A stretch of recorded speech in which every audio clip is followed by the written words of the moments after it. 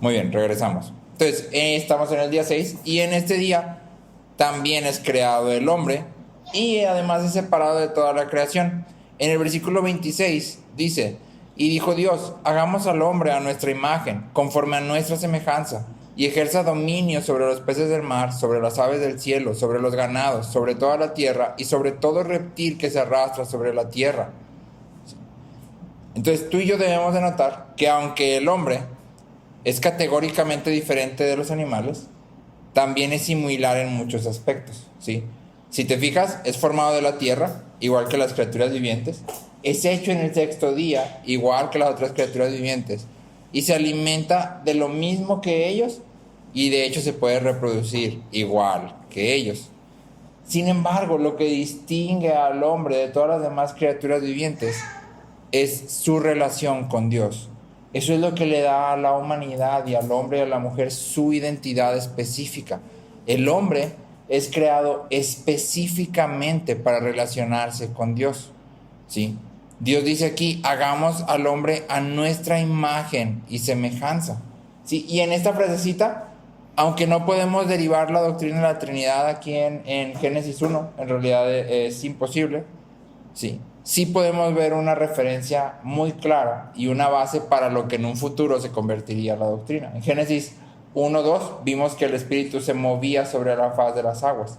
Y luego cuando conectamos Juan 1 con Génesis 1:3, vimos que la palabra de Dios es el Hijo de Dios.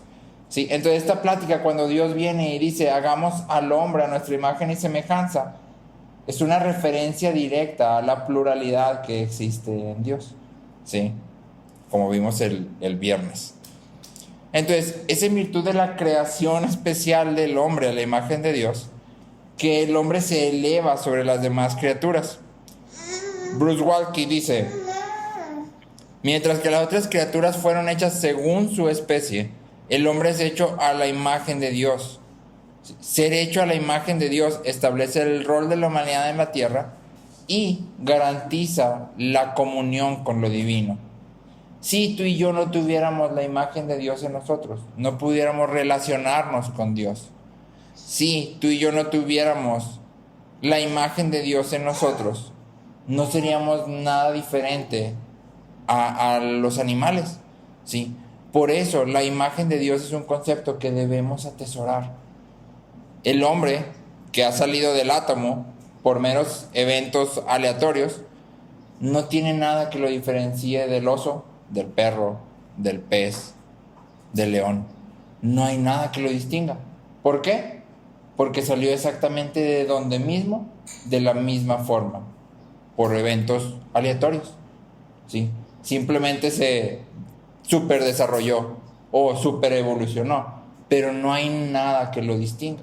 Sin embargo, cuando venimos a la Biblia y vemos que tenemos una dignidad y un valor que son establecidos desde nuestro origen, porque la imagen de Dios está en nosotros, entonces entendemos que este concepto debe de atesorarse, ¿sí? Y algo muy interesante aquí, y lo platicábamos cuando hablábamos de la evolución, es que cuando hablamos de la imagen de Dios en el hombre, esta idea ha trascendido la historia de la humanidad. Y de hecho, la idea de que no podemos asesinar está cimentada en la Biblia, en que todos tenemos la imagen de Dios, y en las leyes terrenales, en que todos los hombres somos iguales, ¿sí?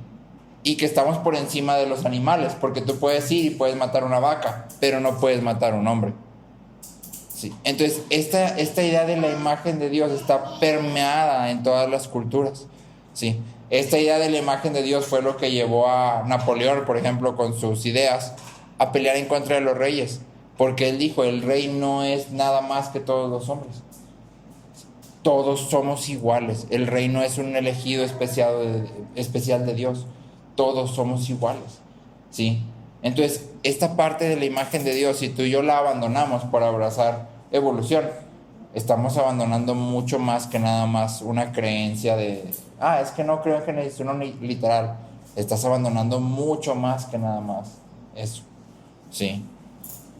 Entonces, este mismo origen, la imagen de Dios, nos convierte en representantes de Dios en la tierra. Llevar la imagen de Dios, entre muchas cosas, implica que ejercemos dominio, ¿sí? Dice ahí en el versículo 26, y ejerza dominio sobre los peces del mar, sobre las aves del cielo, sobre los ganados, sobre toda la tierra y sobre todo reptil que se arrastra sobre la tierra. Pero lo importante es que cuando tú y yo creamos una imagen de algo, queremos que esa imagen recuerde algo. Si cuando vas y construyes un monumento de fulanito, ¿qué quieres que la gente piense cuando ve el monumento? Que se recuerde de esa persona, no que piense específicamente en el monumento. Si piensa en el monumento y no en la persona, fallaste tu propósito, ¿no? El monumento debe recordar a la persona y lo que la persona hizo, por eso se hace un monumento.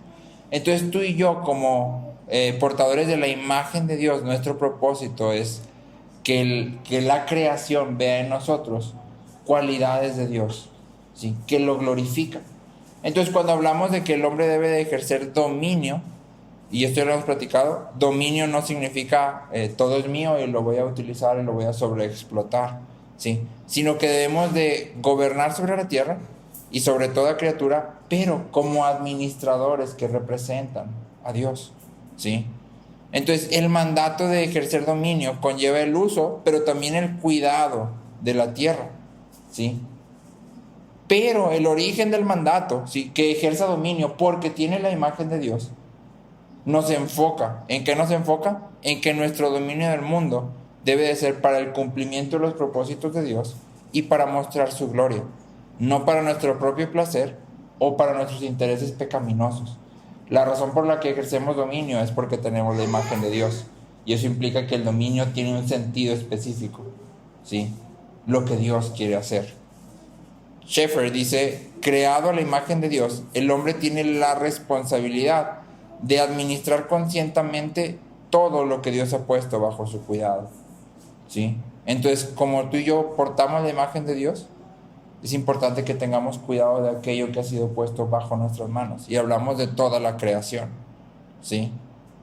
Ahora, en el Salmo 8, si me acompañas hasta allá, David comenta sobre la creación. De hecho, hace como el primer comentarista de Génesis, ¿no? En Salmos 8, del versículo 5 al 8, leemos: sin embargo, lo has hecho un poco menor que los ángeles y lo coronas de gloria y majestad. Tú le haces señorear sobre las obras de tus manos. Todo lo has puesto bajo sus pies, todas las ovejas y los bueyes, y también las bestias del campo, las aves de los cielos y los peces del mar, cuanto atraviesa las sendas de los mares, ¿sí? Entonces, si te fijas, David se da cuenta que el hombre es un ser medio, por así llamarlo. Es decir, se encuentra por debajo de Dios, por debajo de los ángeles, pero por encima de las criaturas. Sí, y esto presenta una pregunta para nosotros que la verdad no es una pregunta como muy lógica, pero por la cultura en la que la vivimos es necesario hacerla. Y es, ¿hacia dónde debemos de mirar? ¿Sí? ¿Deberíamos de ver hacia abajo, hacia los animales y pensar que somos mayor que ellos, una clase superior de animal? ¿O deberíamos de mirar hacia arriba y pensar en nosotros como los portaimágenes de Dios? ¿Sí? Montgomery Boyce dice, la humanidad ha estado justificando el mal comportamiento humano con base en que somos solo animales después de todo. Entonces, cuando tú te metes a ver algunos de los debates más recientes, desde la homosexualidad hasta el aborto, han tratado de ser justificados con la siguiente lógica. 1, el hombre es un animal. 2, los animales hacen X o Y. 3, por lo tanto, está bien, o por lo menos es razonable, que el hombre también haga X o Y. ¿Por qué? Porque pues nomás eres un animal superior, exactamente, ¿sí? Pero la Biblia en realidad refuta totalmente esta lógica. Nosotros no debemos de ver hacia abajo y pensar soy un animal superior, sino debo de ver hacia arriba y pensar soy un poco menor a los ángeles y he sido coronado con gloria y honor, ¿sí? ¿En qué sentido? En que Dios ha puesto su imagen en mí. Tú y yo vivimos en el mundo de acuerdo a los estándares y voluntad de Dios, ejerciendo su dominio sobre la tierra. Sí somos criaturas igual que los otros animales, pero portamos la imagen de Dios, ¿sí? Y esto debe hacer que nuestra mirada y nuestros corazones estén dirigidos hacia Dios en gozo, en obediencia y en adoración. Mucho más adelante del Salmo 8, haciendo referencia a él y por lo tanto haciendo referencia a Génesis 1, encontramos en Hebreos 2, del 6 al 9, otra vez un comentario a esto. En el versículo 8, el autor de Hebreos dice que ahora no vemos aún todas las cosas sujetas a Cristo, ¿sí? Ahora no vemos aún todas las cosas sujetas a Cristo. Aunque Él las ha sujetado todas, aún no las vemos todas, ¿sí? Y esto hace referencia a la humanidad que está en desorden. La realidad es que nuestro pecado no solo ha arruinado el mundo, sino también ha arruinado nuestras vidas. Nos ha separado de Dios y nos ha colocado bajo su ira. Sin embargo, en el versículo que sigue, el autor de Hebreos añade la solución a nuestro problema.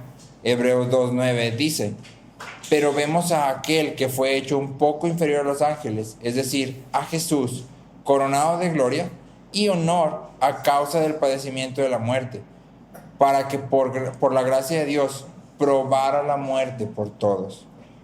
Es nuestro pecado lo que nos hace mirar hacia abajo y buscar patrones aceptables de comportamiento en los animales.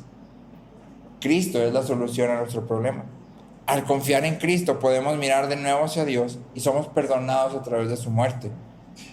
Cristo es el Hijo de Dios que se hizo hombre para restaurar la imagen de Dios en la humanidad. Y algo que es muy interesante y que vale la pena enfatizar es que Dios, si te fijas, empezamos diciendo, Dios creó al hombre específicamente para relacionarse con él. Todas las criaturas, todo el mundo, toda la creación fue hecha con el hombre en mente. Y con el hombre en mente para relacionarse, para que tú y yo nos relacionáramos con Dios. Y Dios no pretende fallar en su plan, ¿sí? Y como Dios no pretende fallar en su plan, ¿sí?, ante la entrada del pecado, entonces Cristo viene y ejerce dominio triunfante, vence la culpa, vence el poder del pecado, paga por nuestros pecados. Y ahora, sentado en el trono, resucitado, siendo hombre y siendo Dios, nos restaura a nuestra identidad original y a nuestro llamado original. Nuestra identidad, nuestra mayordomía del mundo y nuestra relación con Dios son restauradas a la luz del sacrificio de Cristo. Cuando tú y yo venimos y nos tomamos de Cristo y permanecemos en Él, encontramos nuestra identidad en Él y encontramos nuestra plenitud en Él, entonces podemos cumplir con el propósito supremo del hombre. ¿Te acuerdas cuál es el propósito supremo del hombre?